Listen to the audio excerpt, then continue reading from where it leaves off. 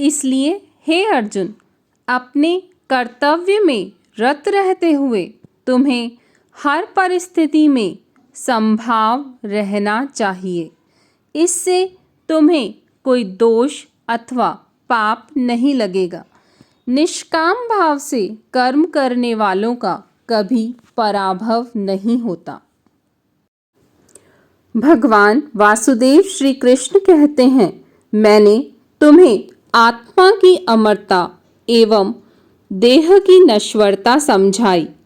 अब निष्काम कर्म योग ज्ञान को समझने का प्रयास करना, जिसे करने से किसी प्रकार का कोई पाप नहीं लगता। इसे जानकर तुम्हारे विवेक में वृद्धि होगी। पुरुषोत्तम श्री कृष्ण कहते हैं, इंद्रिय संयम से संचालित होने वाले कर्म निष्काम कर्म कहलाते हैं। इनमें दमन नहीं होता, परिणाम स्वरूप बुद्धि सात्विक रहती है। हे कुरुनंदन अर्जुन, दृढ़ संकल्प के साथ एकाग्र बुद्धि ही सफलता प्रदान करती है।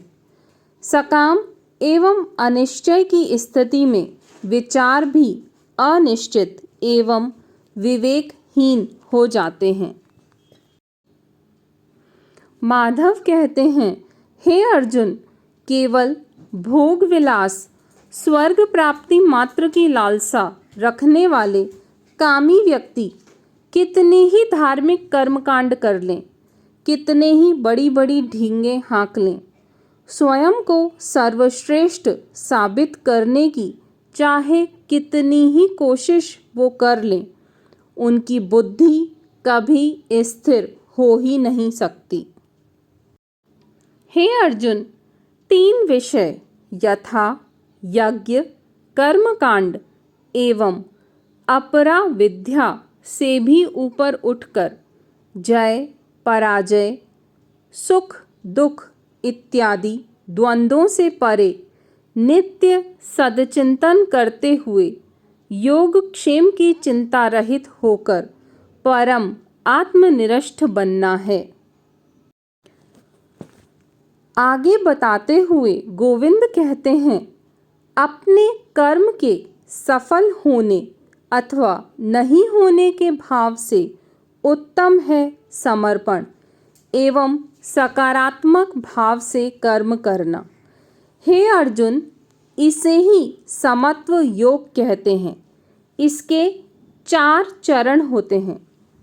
अनासक्त भाव से कर्म करना, जिसमें कर्ता भाव प्रभु के प्रति बनाए रखते हुए परिणाम भी उन्हीं के भरोसे छोड़ देना चाहिए। जिस प्रकार जल प्रलय हो जाने पर क्षेत्र के कुएं बावड़ियों का अस्तित्व नहीं रह जाता है, उसी प्रकार निष्काम भाव के पश्चात किसी कर्मकांड का कोई अर्थ नहीं रहता। हे अर्जुन, तुम्हारे तो कर्म ही कर्तव्य हैं। फल की कामना से किसी को कर्तव्य पथ छोड़ना उचित नहीं। हे धनंजय, आसक्ति त्याग कर सफलता एवं असफलता की चिंता छोड़कर संभाव से कर्तव्य का पालन करना ही समत्व योग है। इसी बुद्धि के साथ आगे बढ़ो। समत्व योगी पुण्य और पाप दोनों को ही त्याग देता है और जीवन की मुक्ति इसी समत्व योग में ही निहित है।